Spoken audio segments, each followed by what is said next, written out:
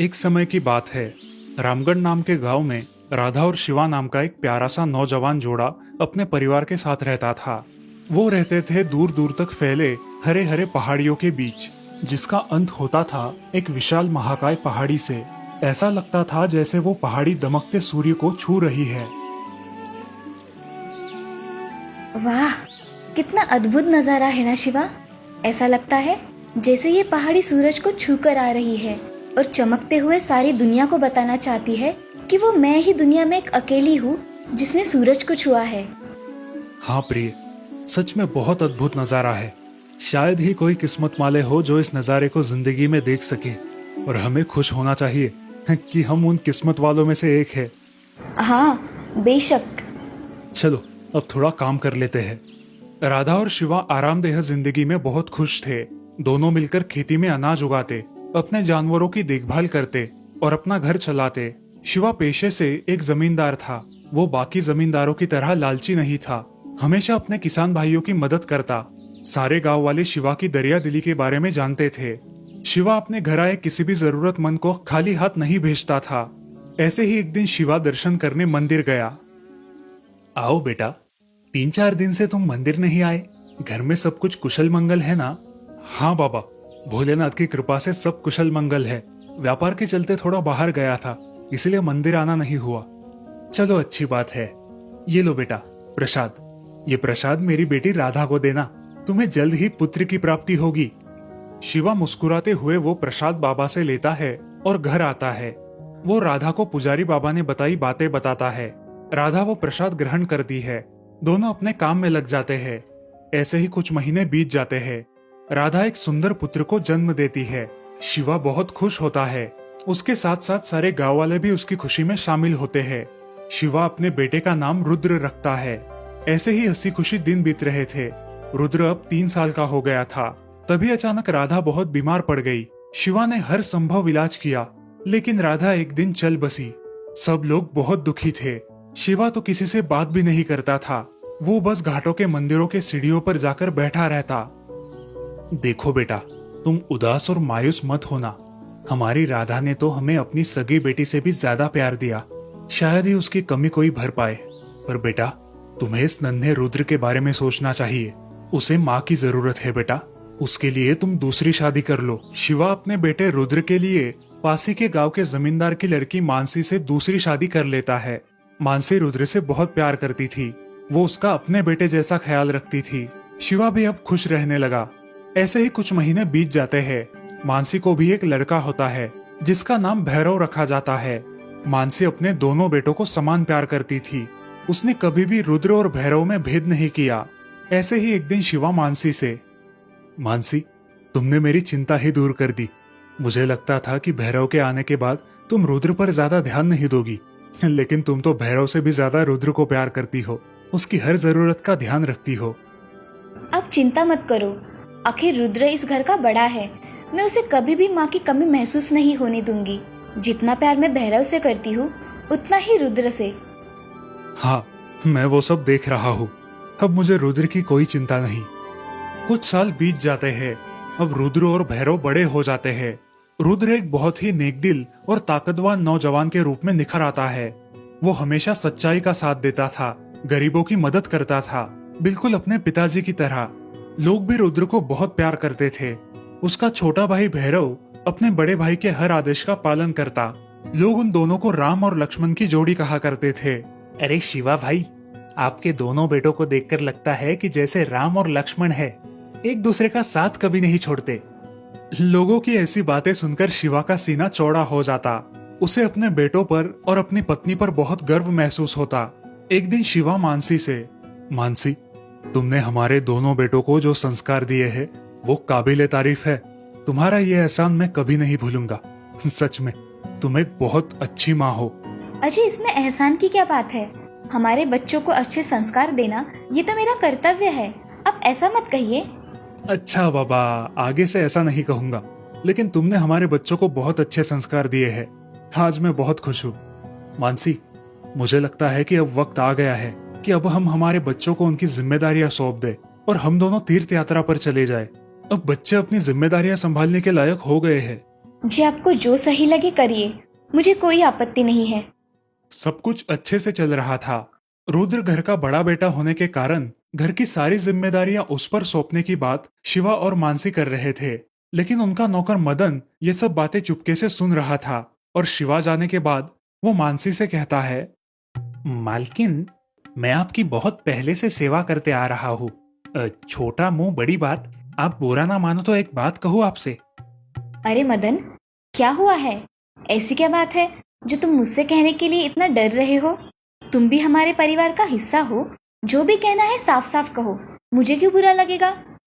आप बड़े ही साफ और भोले दिल की हो मालकिन। आप हमेशा रुद्र बाबा को अपने सगे बेटे जैसा प्यार देती है और बड़े ही लाड़ प्यार से उनकी परवरिश करती है। लेकिन जब रुद्र बाबा के हाथ में सब आ जाएगा और जब उनकी शादी हो जाएगी, तो क्या उसके बाद रुद्र बाबा भैरव बाबा का ख्याल रख पाएंगे? भैरव बाबा पहले से ही रुद्र बाबा को अपना आदर्श मानते हैं, लेकिन अगर ऐसा हुआ तो भैरव बाबा को पूरी जिंदगी भर उनके आगे हाथ फैलाने पड़ेंगे। आखिर वो कौन सा भैरव बाबा का सगा भाई है तो सौतेला भाई ही। कब अपना रंग बदले क्या पता।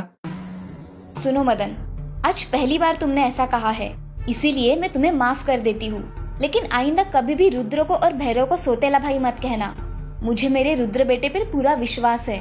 वो कभी भी अपने छोटे भाई को अपने से अलग नहीं करेगा और ना ही उसका हक छीनेगा, चाहे कुछ भी हो जाए। मुझे उस पर पूरा विश्वास है। चलो अब अपना काम करो। ठीक है मालकिन।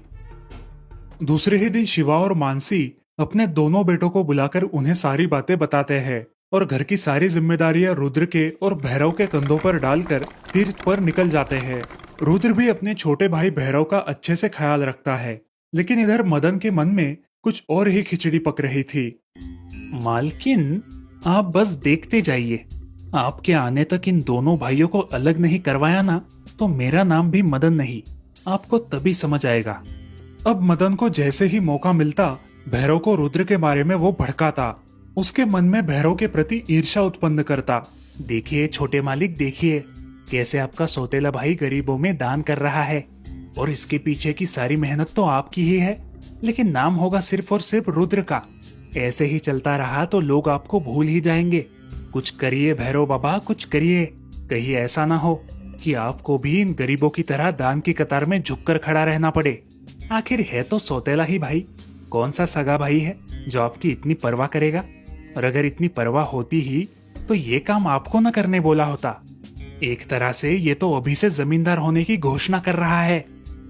मदन ने रुद्र के प्रति भैरव के मन में बहुत जहर घोल दिया था। अब भैरव का बर्ताव बहुत बदल गया था। वो घर के कोई काम नहीं करता था, ना ही जमीनों की तरफ ध्यान देता। बस खा पीकर मदन के साथ अपने ही रूम में बैठा रहता। ये सब बात रुद्र को समझ आ गई कि भैरव को कुछ तो हुआ है। अरे भैरव, क्या हुआ मेरे भाई? तुम्हारी तबीयत तो खराब नहीं है ना? 3-4 दिनों से तुम खेतों पर भी नहीं आ रहे। सब कुछ ठीक है ना? अगर कुछ चाहिए तो मुझे बताओ, लेकिन ऐसे उदास मत रहा करो भाई। नहीं भैया, ऐसी कोई बात नहीं है, बस थोड़ी थकान सी लग रही थी इसलिए आराम कर रहा हूँ। अच्छा ठीक है, अगर तुम्हें कुछ भी लगे तो मुझे तुरंत बताओ, कोई झिझक मत रखो। हाँ भैया। भैरव सोच में पड़ता है कि उसके भैया तो उसका इतना ख्याल करते हैं, लेकिन वो ही उनके बारे में गलत सोच रहा है। तभी मदन वहां आता है। देखा देखा छोटे मालिक, तुम्हारी तो उन्हें चिंता ही नहीं है। बस खेतों पर उन्हें ना जाना पड़े इसलिए आए थे पूछने। आपकी तो उन्हें जरा भी फिक्र नहीं है। और एक आप है, हमेशा बड़े भैया करते रहते हो। दिखा दिया ना आज सौतेलापन। मालिक, ये तो शुरुआत है, आगे पता नहीं क्या क्या देखना पड़ेगा। मैं तो आपके साथ ऐसा होते हुए नहीं देख सकता। मालिक, अभी भी वक्त है। बड़े मालिक और मालकिन आने से पहले ही इस परिस्थिति को काबू में कर लेते हैं, वरना आगे जाके आपको पछताना पड़ेगा। बाद में मत बोलना कि मैंने आपको बताया नहीं। मैं समझा नहीं तुम क्या कहना चाहते हो, थोड़ा साफ साफ कहो। मदन भैरव को रुद्र को रास्ते से हटाने की सारी योजना बताता है और भैरव को अपनी बातों में फंसाकर ये विश्वास दिलाता है कि कैसे रुद्र के जाने के बाद वो इस जायदाद का अकेला मालिक बन जाएगा और कैसे सारे लोग सिर्फ उसी की वाहवाह करेंगे। बेचारा मदन उसके जाल में फंस जाता है। लेकिन जब मदन ये सारी बात भैरव को बता रहा था, तब रुद्र का एक आदमी उनकी सारी बातें सुन लेता है और ये बातें रुद्र को बता देता है। रुद्र को ये बात सुनकर बहुत बुरा लगा। उसने मदन को सबक सिखाने की ठान ली। दूसरे दिन मदन और भैरव योजना के मुताबिक रुद्र को एक पहाड़ी पर लेकर गए। मौका देखते ही मदन ने रुद्र को धक्का दिया और पहाड़ी से गिरा दिया। रुद्र पहाड़ी से नीचे गिर गया, लेकिन उस पहाड़ी के नीचे रुद्र के लोग पहले से तैनात थे, जिन्होंने रुद्र को बचा लिया। इस बात से अनजान मदन बहुत खुश हो गया और भैरव से कहा, छोटे मालिक, अपना काम बन गया। रुद्र कहा गया, आज के बाद किसी को पता नहीं चलेगा। आज के बाद सारी जायदाद के मालिक आप है। भैरव भावुक हो जाता है, उसे अपनी गलती का एहसास होता है और वो रोने लगता है। हे भगवान, ये मैंने क्या कर दिया। इस मदन की बातों में आकर मैंने अपने ही बड़े भाई को पहाड़ी से गिरा दिया। जिस भाई ने मुझे हमेशा प्यार दिया, मेरी सहायता की, मैंने लालच में आकर उसे ही गवा दिया। अगर मैं रुद्र से ये सारी चीजें मांगता तो वो खुशी खुशी मुझे दे देता। इस मदन की बातों में आकर मैं अंधा हो गया। ये मैंने क्या कर दिया अपने भाई के साथ। जब माँ और पिताजी आएंगे तो मैं उन्हें क्या जवाब दूंगा। ऐसा कहकर भैरव भी उस पहाड़ी से कूद पड़ता है। जैसे ही भैरव पहाड़ी से नीचे कूदता है, रुद्र और उसके आदमी उसे बचा लेते हैं। रुद्र को देखकर भैरव उसे गले लगा लेता है और अपने किए पर माफी मांगता है। मुझे माफ कर दो बड़े भैया, मैं वो मदन की बातों में आ गया था। मुझसे बहुत बड़ी गलती हो गई, इसीलिए मैंने पहाड़ी से कूदना उचित समझा। मैंने आपका विश्वासघात किया है भैया, आप मुझे कड़ी से कड़ी सजा दो। अगर तुम लालची होते तो तुम इस पहाड़ी से कूदते ही नहीं। तुम्हें तुम्हारी गलती समझ आ गई और तुमने पहाड़ी से कूदकर अपनी सजा भी पा ली। भैरव, हमेशा याद रखो, मीठी मीठी बातें करने वाला हर कोई तुम्हारा शुभचिंतक नहीं होता। दोनों भाई एक दूसरे को गले लगाते हैं और घर चले जाते हैं। दोनों मिलकर मदन को उस गांव से निकाल देते हैं। जब शिवा और मानसी तीर्थ से लौटकर आते हैं तो उन्हें सारी बात का पता चलता है।